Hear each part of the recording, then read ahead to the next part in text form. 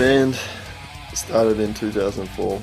Basically, Richie called me up and said, I want to start a heavy band. And there was Jamie and myself who were knocking around at the time. He was only a little kid and he'd ring up, hey man, you know, do you want to start a band? Out of just sheer frustration with other bands and things, Jamie and I said, right, we'll do it. And he said, oh, we needed a guitarist. Basically, Jamie asked me one day after he got a phone call from Richie. And I told him about Jason and he said, no, fuck that. He said, that guy's an idiot. I don't want him in my band. I said, no dude, he shreds. I don't know if I even knew Richie. Just thought, oh, he was just some little junior that didn't know anything. He's just some shitty guitarist. He said, how about Jace to come and play guitar? And I said, Jace? And Jace was this like wet-nosed, scrawny little weed of a dude. Nah, no way. Jace? Are you serious? And then Jace rocked up and he had like this shitty ass Blink 182 style guitar. And I'm just like, who is this Yahoo? And he walks in the door and just unloads on the guitar. And I was like, holy fuck. Our first rehearsal, Damo was working at Pan. He heard us from the office. And Damo was just this useless dude that would sit in the room and just ugh. One day when he was working, like he just came in, just randomly strolled in, and he obviously liked what he heard. He was like, you know, the music you guys are playing is the kind of stuff I want to do, and we're like, yeah, rad, because we already knew he had like an awesome voice. The doors flew open. This is totally a true story. The doors flew open of the studio, and Damo comes screaming in with a piece of paper. And he was sitting in the office writing lyrics to one of our songs, and he said, please, can I be the singer in this band? He came into the rehearsal room and just asked us like straight out. And we were like, oh, I don't know, man. You know, we're sort of playing it a bit cool, like, we'll have to think about it. And he just basically said, nah, grabbed the mic and took over, and he just started singing. And we were like, holy shit, this dude rules. Straight away, we knew that he was going to be in the band. We knew what we wanted to do. It was quite an interesting way that we wrote the songs. We'd sit in there and not really play that much music. Or just talk shit.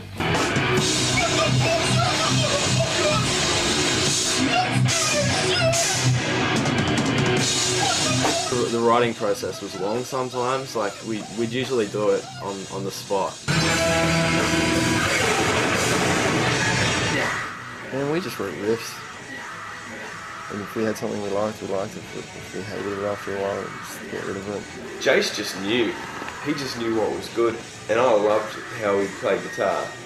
Damo also, he'd come in, he'd write these riffs as well, and they were great. I love those two playing guitar. They were just so good at writing riffs. And Jamie, he's amazing musician, that kid, so smart and so talented and he just knows shit. Yeah, it was rewarding by the end, definitely. It was my highlight of the week, rehearsal. At the time, I was playing a lot of Medal of Honor on the PlayStation. There was heaps of war things on at the time, and because I'm from New Zealand and the boys were from Australia, it was sort of one of those things where Kiwis and Aussies have always gone to war together, and whether it's getting off the ships and fighting the bastards on the beaches, there was, you know, blood in the water, blood on the beach, the red shore.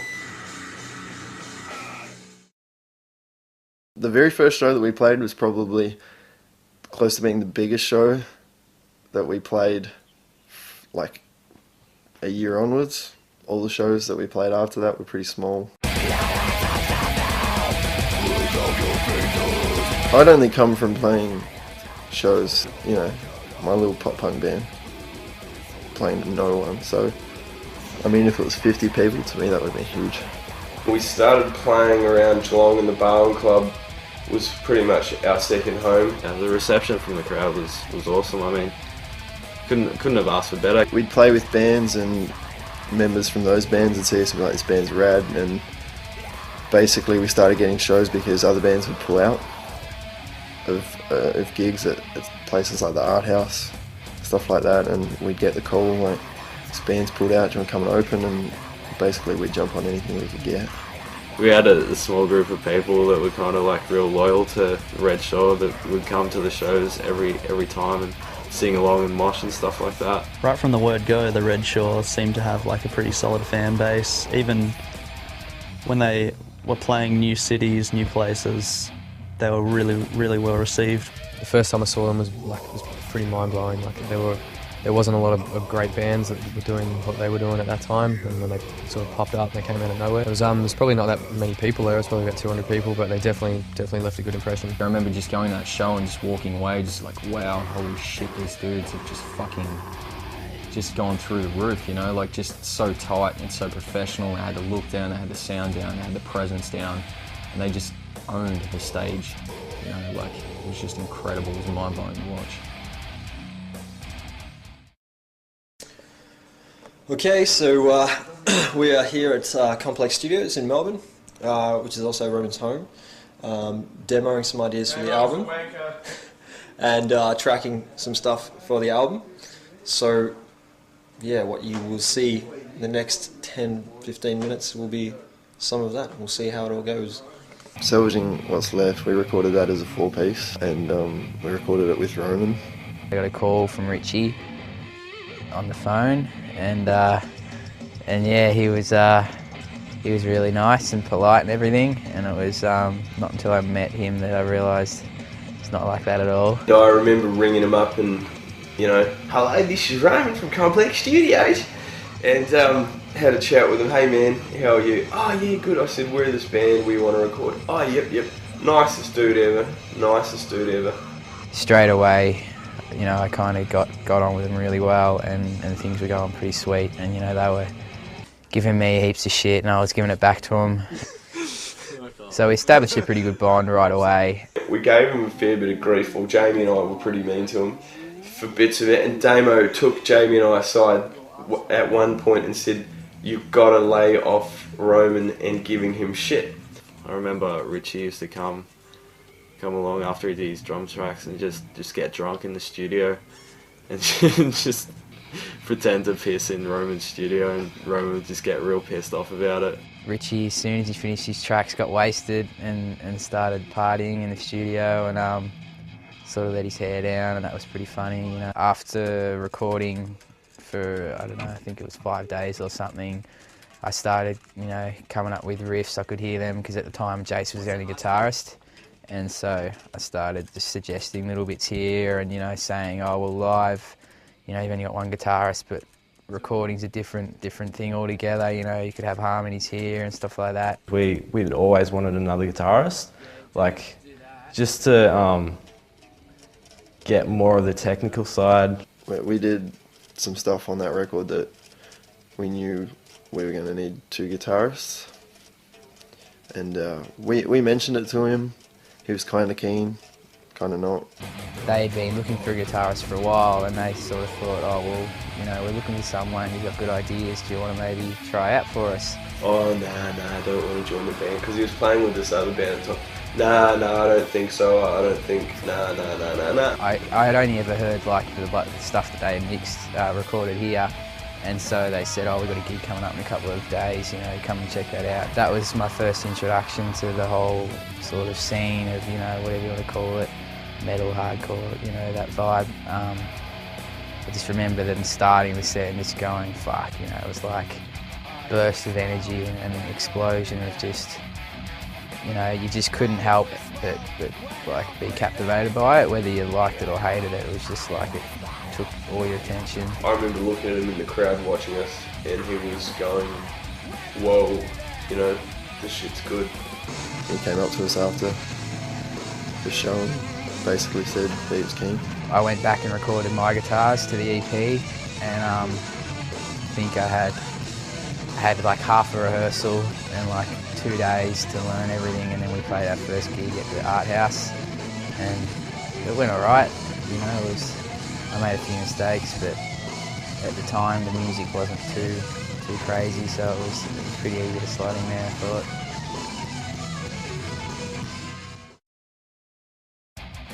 So Salvaging What's Left dropped, and we started just playing as many shows as possible. We started touring and just doing like little co-headline tours with other bands from out here that are about the same size as us at the time. Bands I've been in previously were more of the thing where you work really hard, you rehearse and you play a gig every 4 months or something, you know, and you put everything into that. With the Red Shore, it was just, yeah, as soon as I joined, it was flat out, it was gigs every week. Each bigger show we'd play, we'd get heaps more exposure and new fans, new people to come out and watch us. None of us were really in it for the fame and for the, you know, the wrong reasons, so it didn't really matter. I mean, it's awesome to play in front of lots of people, but just the fact that we were together and we were all playing music that we loved, you know, even the smaller shows were wicked. At the same time as playing a lot of shows, we were writing a lot of new material as well, and the direction changed a little bit. It got a little bit heavier, a little bit more technical with Roman in the band, obviously. Got an email from Siege of Amida having a look at us basically, and I'm pretty keen to sign us. And they were a record label from overseas, and they said, hey, do you want to put the CD out through us? Whatever the new one was going to be. You know, as any musician knows, you have to put everything into it, and if you're going to make it, you've pretty much got to put it before anything. Roman said to me, he said, we had a band meeting, he said, kid, you take 3 months off a year to tour the world. And I said, nah man, definitely not, no way. Because I had a mortgage and shit. And then I suppose that was when I started to take a step back, and it was, what do we do? Try and find a new drummer. I mean, there's a lot of sacrifice that comes with being in a band, and especially a touring one. Like, you give up like any sort of normalcy you have in your life. Richie was pretty much, he was kind of getting over it. I mean, he'd always liked playing breakdowns and stuff like that, and it turns out that we were kind of like heading towards the more technical side of metal. I had to get off my ass a bit more to practice to be a player that could play the sort of crap that they wanted to play, and getting more technical was where they were at. And dude, I'm not technical, man. I just want to do blast beats and breakdowns. You know, it's just one of those things where the band was going in one direction, and everyone had decided that that's what they wanted to do full time, whereas he kind of just thought, you know, I've started it, I'm fulfilled with that, it's something I was part of, and I'm happy to sit back and just see where it goes. We started to look around at other drummers. It turns out Roman knew this kid, his name was Jake, and he was pretty young at the time, I think. I think he was like 17, 18. Jake was the first person that we've spoken about because he'd been in a band with Roman before. So I asked him to originally fill in to record new stuff, to record the album that we were going to do, and as a sessions guy, kind of hoping that once he came over and once he maybe played a gig that he'd realise that, you know, the same thing that I saw when I first saw them. I'd known Roman for probably about 3 years, I think, and he called me up and asked me if I wanted to do it, and then I was introduced to all the other guys. And yeah, got along with him like a house on fire. And I heard he's drumming, I'm like, that's fucking amazing, whatever he's doing there. Basically, we knew he was young, and we knew he was a freak of a drummer, not person.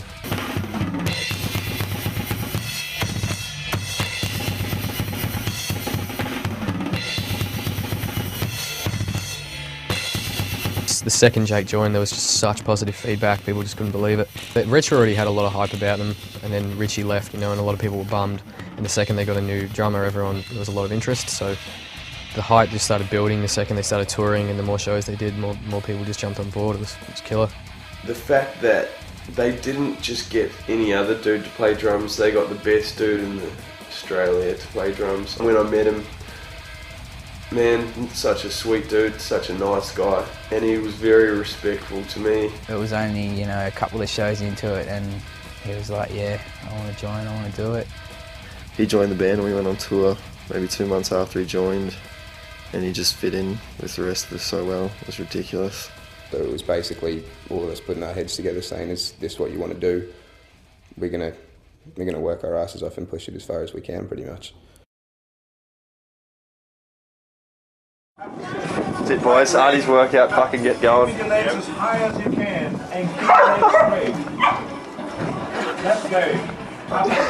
More energy. Show me more energy. Let's go. Up. And 2 and 3 and keep jumping. Come on, more energy. 6 and 7 and 8 and 9 and the last one. The kind of next step up was getting like the Job for a Cowboy support. It was one of the first international supports that was of a similar style. Red Shore, Picture the End and Job for a Cowboy. So it all fitted in real well. But just seeing, like, standing on the balcony with, like, looking down at, like, 900 kids just for opening and stuff and chanting our name before we came out and stuff, it just vibes, like, the vibes were real good. It was sweet hanging out with Job for a Cowboy and Picture the End, because Picture the End were, like, our best mates pretty much, so. The All Shall Perish was the next one along that was of a similar genre, that more, you know, technical death kind of stuff. I'm not a superstitious person, but there were definitely weird vibes about that tour. I don't know what it was. It just didn't feel right. I was kind of sceptical on who I'd tell and things that I'd say, but there was definitely a different vibe. We started off in Adelaide. We drove there.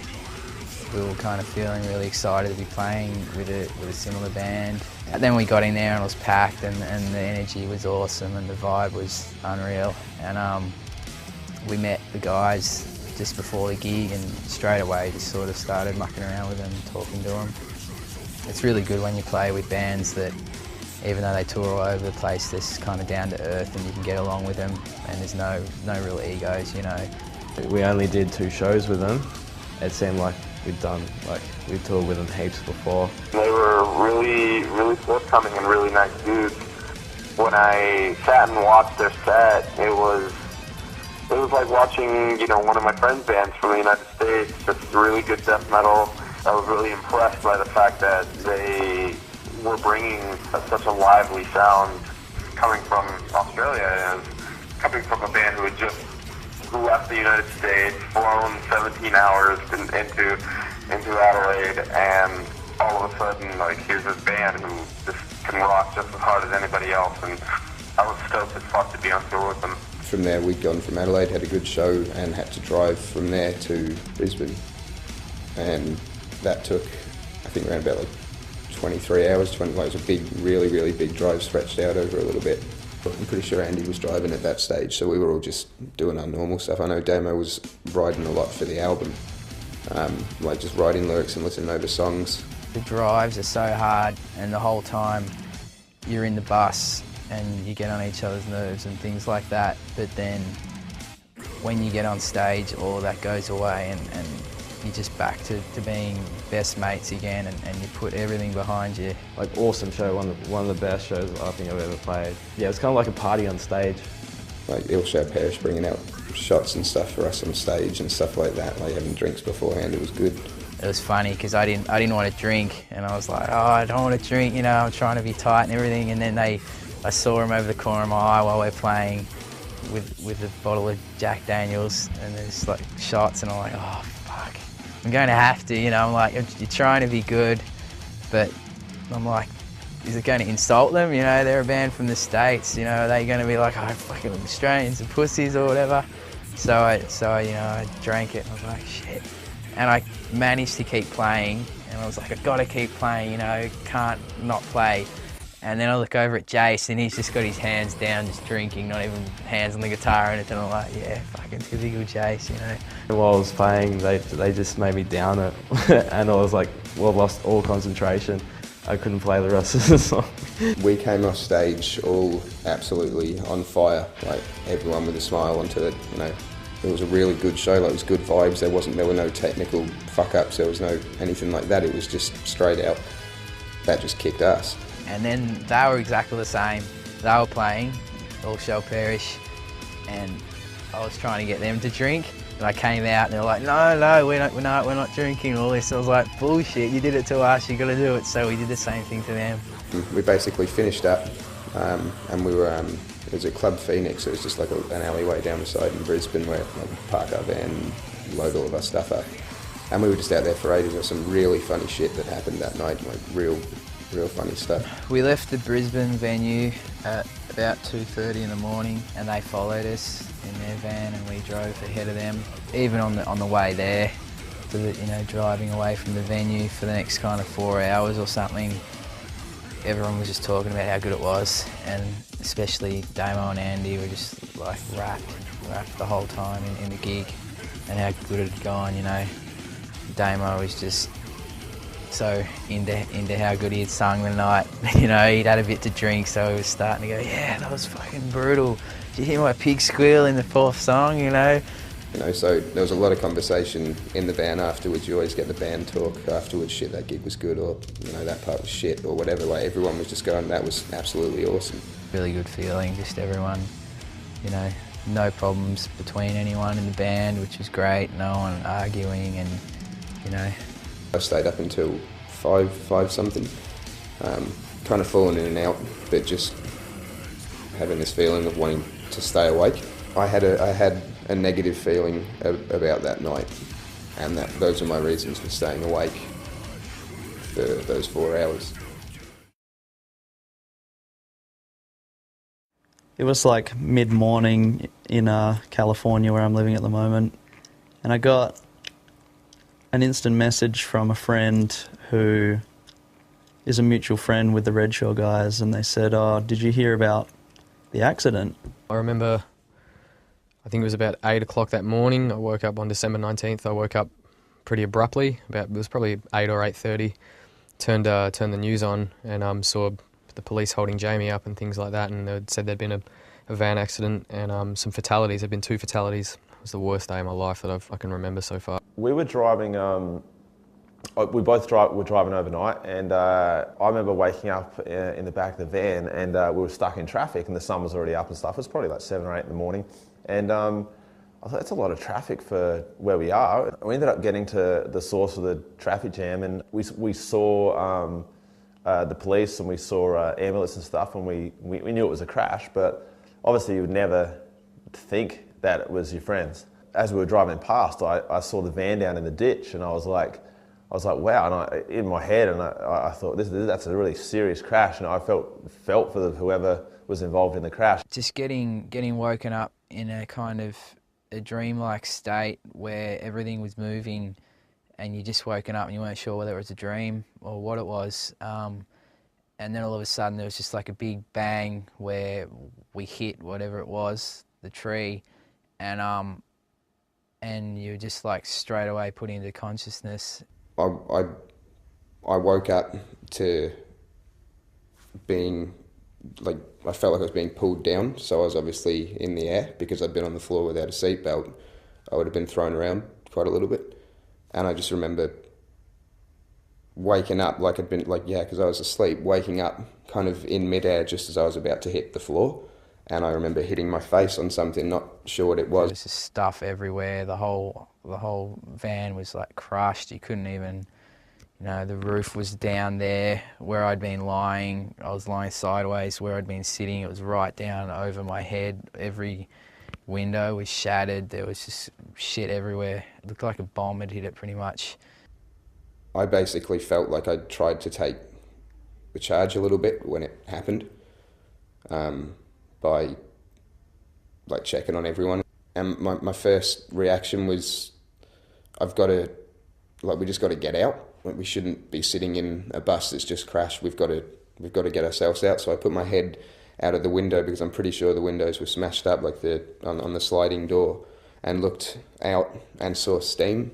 I thought it was smoke at the time. So I said, we've got to get out, like, pretty much now. I broke my ankle and a few of my bones in my feet. My arm, I don't know how this happened, I must have hit it into the window or somewhere on the car, but that fractured there, and that was a big fracture that went down there. Everyone was just hysterical, but Jake was trying to calm everyone down and say, all right, everyone get out, and so everyone just started to climb out whatever they could.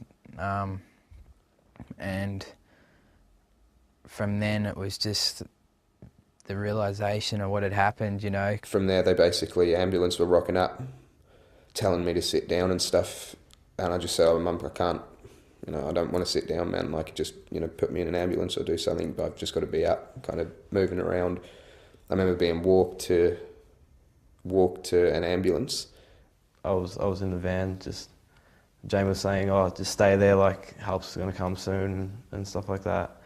And they helped me out of the van and put me on a stretcher, and I didn't even know what was going on at the time. I was just out of it. Like I was in pure shock. There were strangers who had just pulled up, and because there weren't enough ambulance drivers, they literally asked like people off the road if they could drive, and if they said yes, then they'd get them to drive with the ambulance. So the person who took me was just a worker who had been driving a truck. When we finally got to Coffs Harbour Hospital, and from there it was just like ER style stuff, like full not strapped down, put down on the bed, and I remember having to have a neck brace. Bailey and I arrived there first, and we were taken to emergency. I was getting my head stitched up, and this lady came in who was a counsellor, and she came in with one of the cops, and that was when they told me that the two boys had passed away. It was like a police officer, social worker, and a doctor, and just came in and just started talking to me, said, you know, your friends haven't made it. And at that point I just lost my shit. Just started bawling my eyes out, and the social worker was there like holding my hand and stuff, and it was like, I just said I know, like straight up, like I was bawling my eyes out, but I just remember saying I know, and that was the first time I experienced that hysteric crying that I've never experienced before. I got told when I was in emergency, and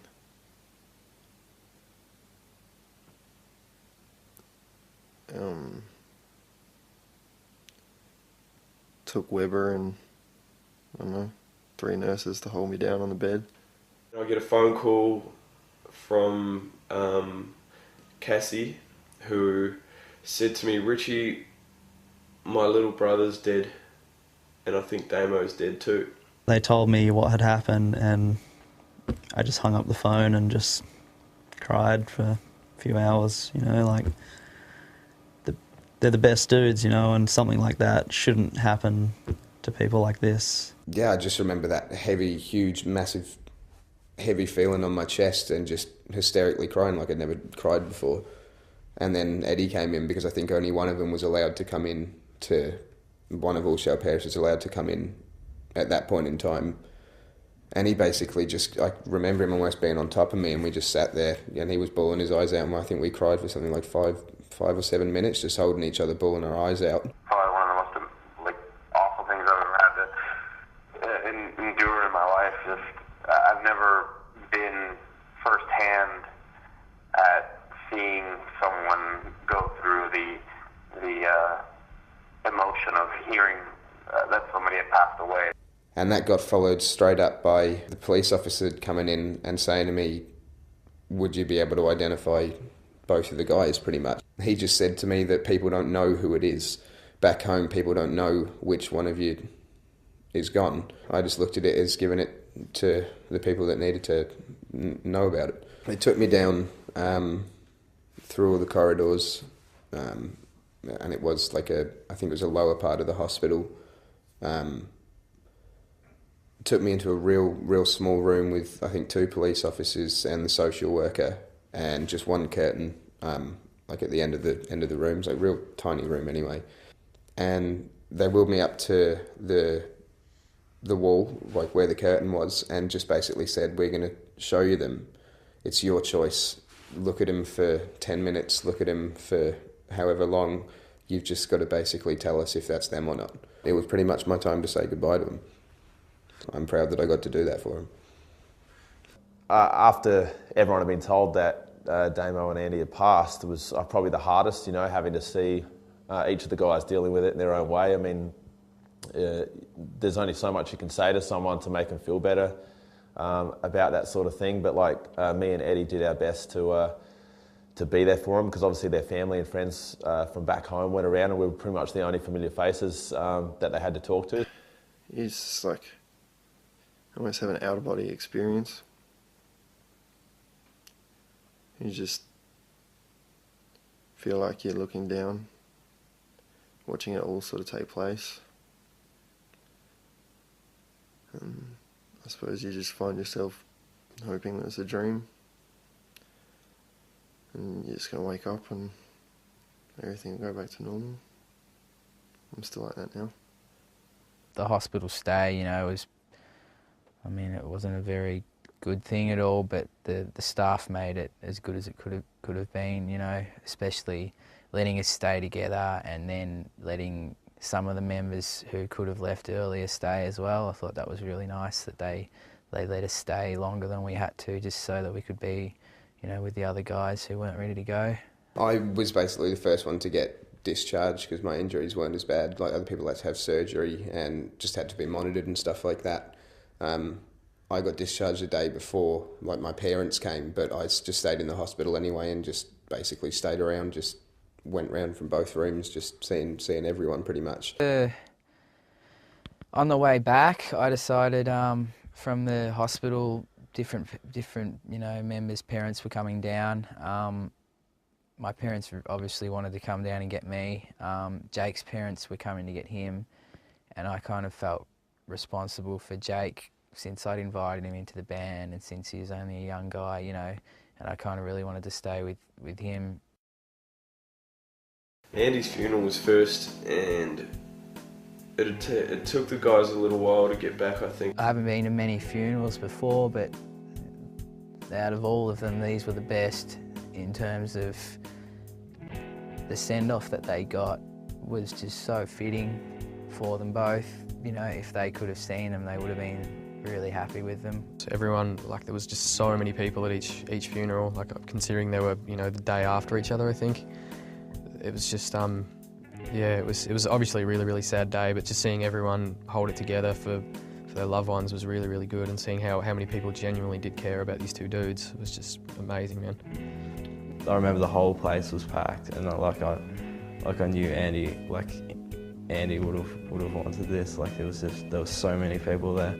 Andy's sister had asked me to play drums at his funeral, so it's like Andy doing everything for me on tour, basically being drum tech, setting up all my stuff almost better than I know it, like just making me calm and relax before, you know, a gig. It was nice for me to be able to give him, like, do something for him on that day. So we played Pennywise Bro Him for him with like a couple of other members from just other bands that he'd been in the past, and got to use his drum kit and stuff like that, so that was nice. And his sister ran up to me at the end and just said, keep going, so I just kept doing just like a little solo. I didn't want to make it too flat out, but it sounded pretty good and it felt good. One of the cool things about Andy was he was into cars and doing shit up and making things rad, and he had a spare parts sort of business kind of thing on eBay and little things like that where he'd make some money, and he knew a bit about engines and knew a bit about cars, and he had this sweet piano, and his dad, who was just, Andy was just there, you know, like, Andy was the family superstar, and he was such a cool dude. And his dad did up the panel van and got it all schmick for the funeral. It was Andy's hearse. The fact that Andy went out in his panel van was amazing. I had similar feelings as those that I got about coming home, where I was worried what people would think of me at the funerals, and I suppose my mind was put a little bit at ease about that stuff when I was asked to help carry both Andy and Damo out of the service. I wasn't looking forward to Damo's funeral. Like, he was one of my heroes. Trying to put together a funeral for someone that's, you know, it's not just your brother, it's your best mate, and you know them so intimately that you want to put together a funeral that's going to really show what kind of person they were, you know. So it meant a lot to me to actually, you know, take the reins and try and organise a kick-ass funeral for Damo and give him the kind of send-off that I think he would want, you know. So off we go, and we go to this huge big church, and there are thousands and thousands of people, so it seemed. Get into the church, and it was massive. It was a good celebration of him, but it was pretty painful, I reckon. And it was just poetic at his funeral that you're in a church and they've got the PA system up to 11 and just thrashing the shit out of one of the songs. And he was just a poet, man. It was a warm funeral. He was there in the casket and his guitar was there. Fuck, I cried my eyes out. We were walking out, everyone was given like a balloon. You could just choose a balloon, and everyone just to release it for Damo at whatever time they're ready, I guess. And it's good to be able to put my, I know it's only a balloon, but you put your thought into it, you do it, and everyone in a group's doing it together. There was something about it, it was nice.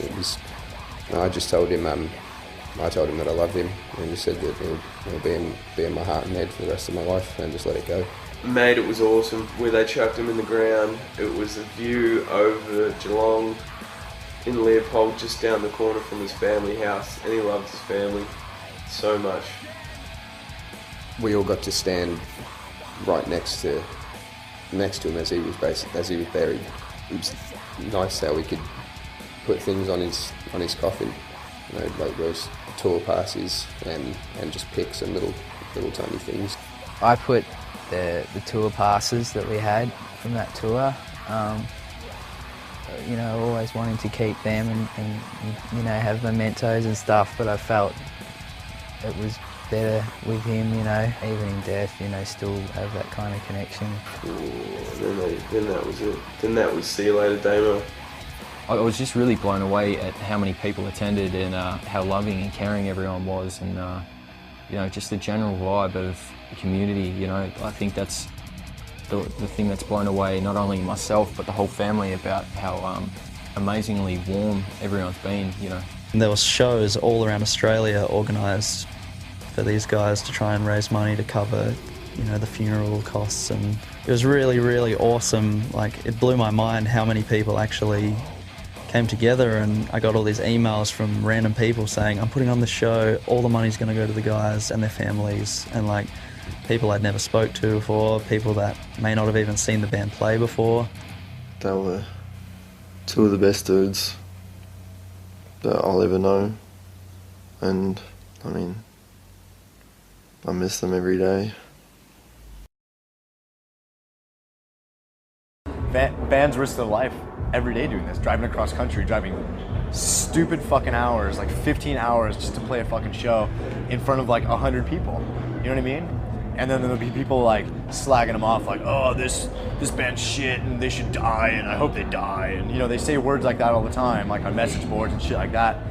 They don't fucking realize that that shit can't happen, and then you're gonna feel like a fucking dick for saying that, That shit's real, man. This shit, what we do is real.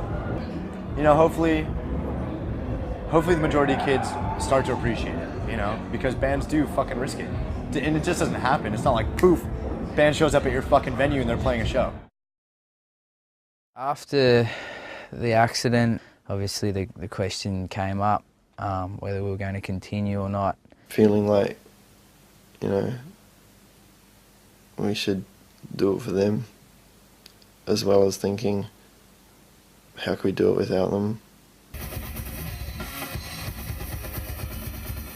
I knew Damo, we knew Damo, that's all he'd want from us, pretty much. The hard work that the guys had put in, we wanted to carry that on and make it as big as possible, and so that, they would be remembered for starting something amazing. And the more people that, hear of us and hear what we're doing, that kind of carries on their memory, I think. To quit now would be easy and it wouldn't do it justice, and it's, we just decided that we had to keep going for them and for us. The album was we decided to do it as a concept album. We had all kind of started it, and Damo had started the vision of the concept and the idea behind it, which was going to be the concept album. kind of loosely based on Milton's Paradise Lost, but with Damo's own twist on it. When they told me that they wanted to continue to release the album with stuff that Damo had already recorded, I thought that was like, you know, that's a really good way to show what kind of a guy that Damo was, and just a really good way for him to still be a part of the band, you know, even after everything that happened. We just thought that it would be a good idea to get a few of Damo's favourite vocalists on there, singing some of his words, you know, something he'd be stoked on.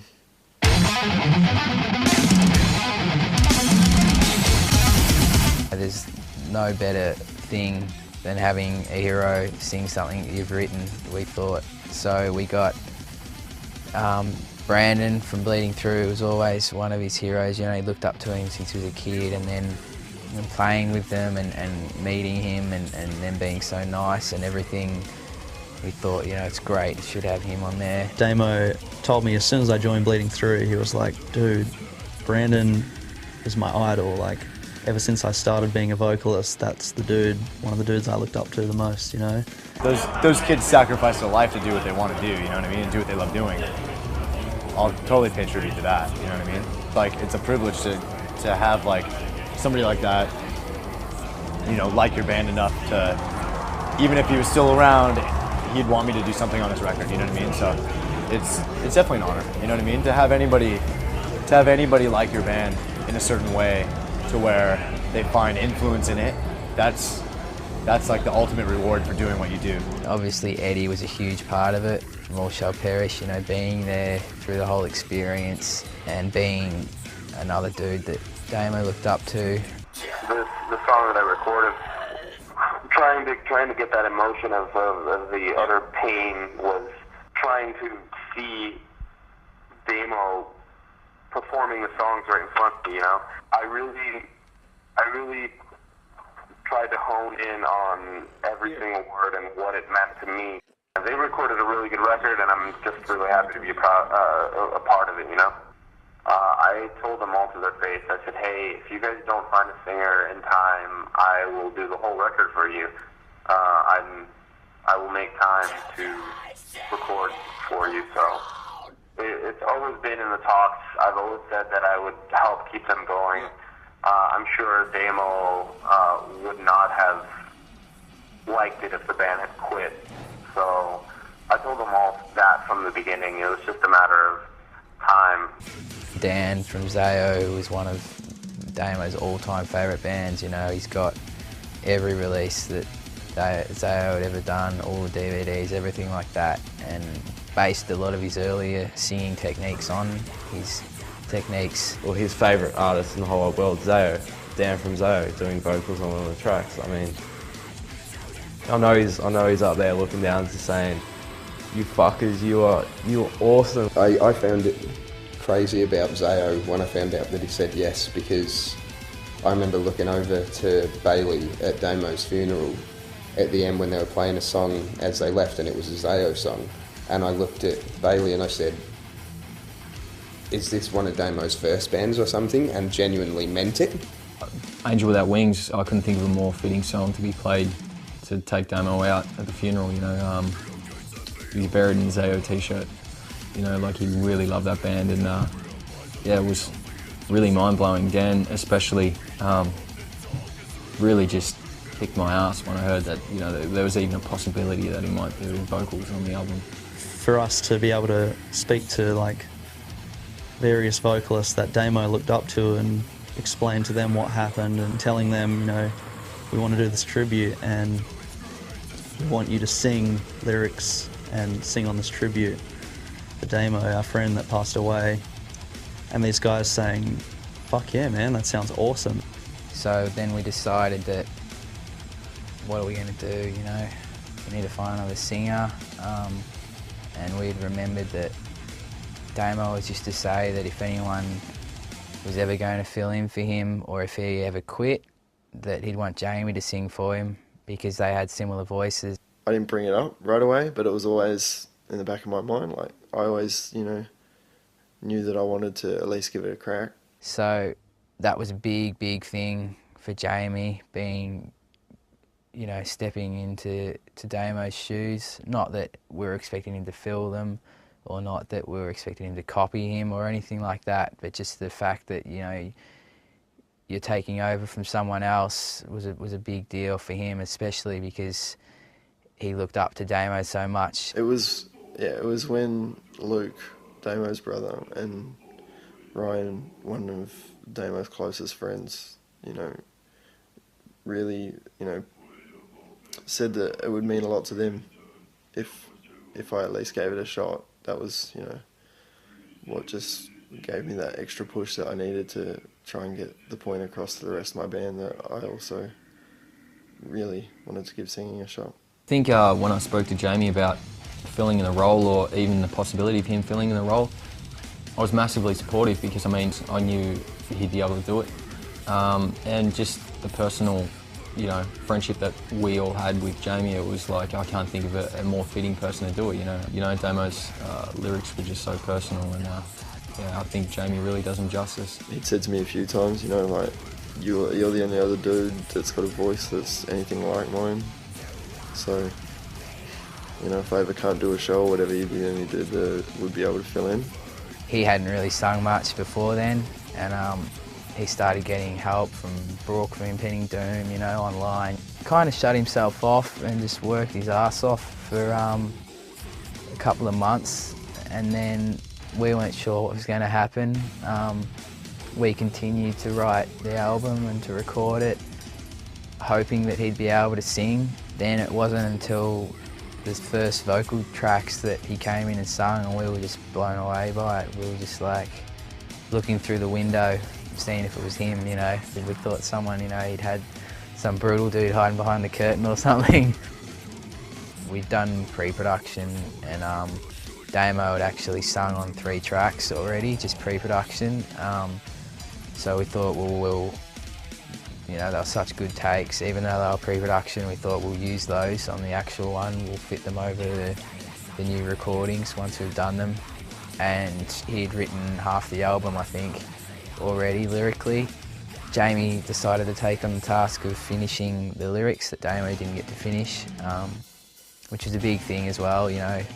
He had to study all the books that Damo had kind of been into and that kind of thing, and to keep it relevant, and to keep the even the dialect, you know, the same. I have been putting a bit of pressure on myself in terms of writing lyrics, just with that feeling of trying to do him proud, and just try and really keep it true to the direction that it was heading. We had a piece of paper that Damo had in the van, I think, and it basically was just numbered tracks through, you know, 1 through 10, pretty much the part of the story that song would be. We just put that up in the studio so that we'd always, you know, be looking at it and know what was up. We had lyrics that he'd done So this is what Damo was to a couple, and then we had one other song that didn't have a title, so we pretty much just read it over and over again until we, you know, sort of figured out what part of the story we thought that it was trying to get across the most. Having to sit there and solo his voice was a big deal. It was like, when he sings, you can hear so much of him. You know, there's parts where he does, it's really emotional, he's screaming, and then you can hear his natural talking voice as well in some of his words. But, you know, it was a really good thing to do. It was just like, this is great, this is someone pouring their heart out, and it's too good to not use. So we managed to slot that over the new songs all right, and we just continued to finish the album the best we thought could have happened, and making it a tribute to both those guys. Just dedicating it to them and making it the best possible thing we could do. You know, we didn't cut any shortcuts, we spent long hours on it. You know, there's things against you, but I guess it was just the fact that who it was for that made us spur on with it, and now we're at the point where it's finally done, and it's just the vision is complete, and we're just about to see the the results of it, and that'll be a big thing for us. You know, this is like our thank you to those guys.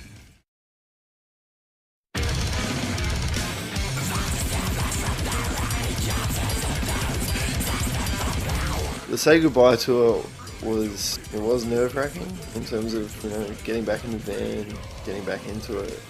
It made everything real. For me, it was nerve-wracking knowing that I'd be getting on stage, this time singing, trying to put on a performance that basically I knew if Damo was standing in the crowd, he'd be psyched on. And, you know, if Andy was at the back of the room, standing up on the merch table, filming out on his camera, he'd be psyched as well. That first tour back was, again, we were kind of not sure what to do because we were a bass player short because Jamie had gone from bass to vocals. I remembered my old mate John Green, the little munchkin guy that he is, and him being the brother of our drummer Jake. I'd played with bands and him before as well, and I knew that everyone got on well and that he was an awesome musician. Yeah, they said that Jamie was going to do vocals on the tour. He said, you know, if you want to play bass, that'd be great. So I was keen to do that, and I had no real intentions of pursuing Redshaw after the tour. He's such an awesome dude. Like, everyone gets along with him really well, and he's heaps of fun to have around, and fits in perfectly on stage as well, I suppose, which is another important thing. And he just fit in that well that we ended up sort of asking him to be a part of it full time. I wasn't in the band when the Redshaw started recording the album. I had a lot to do with it. I was just hanging around and helping Roman write and things like that when he was here on his own. And so yeah, it just became a natural thing. And then I progressed and joined the band, and just kept writing with him. So it was just like I was here the whole time, really. Because we're from England, we'd fly over to England and stop off at like Singapore and shit, and then meet my family back in England, and then me and him would fly back over here. So we'd be walking through going, one day we're gonna just imagine just seeing heaps and heaps of people like at the bottom of an aeroplane being like, God, like chanting your band and stuff. And it was just funny that I can remember walking down and saying that to him when I was younger, when we were both younger.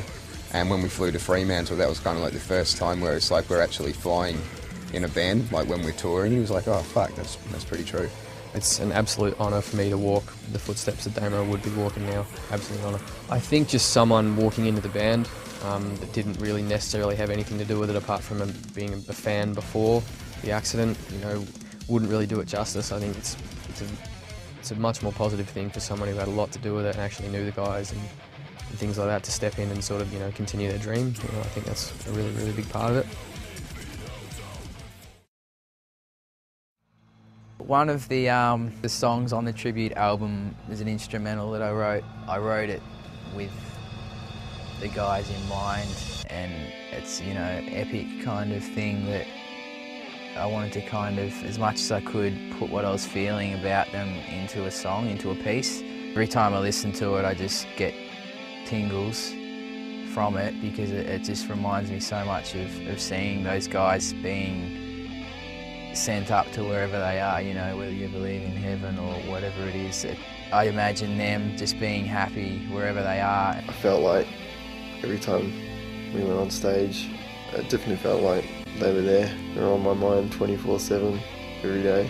I was asleep and dreaming about them. I miss those dudes so much.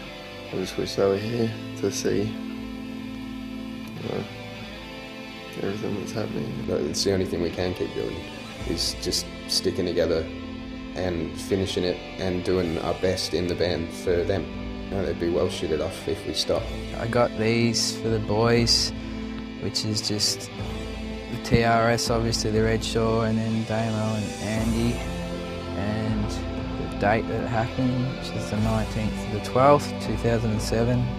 I'm sure that was the wishes of it, you know what I mean? I'm sure their family wanted them to go on with it and everything like that, because it wasn't just a band, it's a livelihood, it's a therapy, and that's just what this is, you know what I mean? Anybody who's affected by that band is going to cherish that, you know what I mean? That they have like the heart to keep doing it. This kind of thing, this crash and this tragedy and the deaths of like our friends, it's a huge blow to like the guys personally, the band, the country we live in, all the people that knew them, people that didn't know them but saw them. Like, it's a really, really, really huge loss for everyone. But I believe that the Red Shore can go on with Damo and Andy, the strength from those guys living in their hearts. You know, there's enough love and support from everyone involved in this that these guys can pull through all the shit and put things back together and fucking keep shredding and keep writing the incredible music that they write. They're like 10 steps above any other band doing anything remotely like this in Australia and the world for that matter. So it's my hope to see them just succeed as people with what they want to do, with what they're the most passionate about, the Red Shore.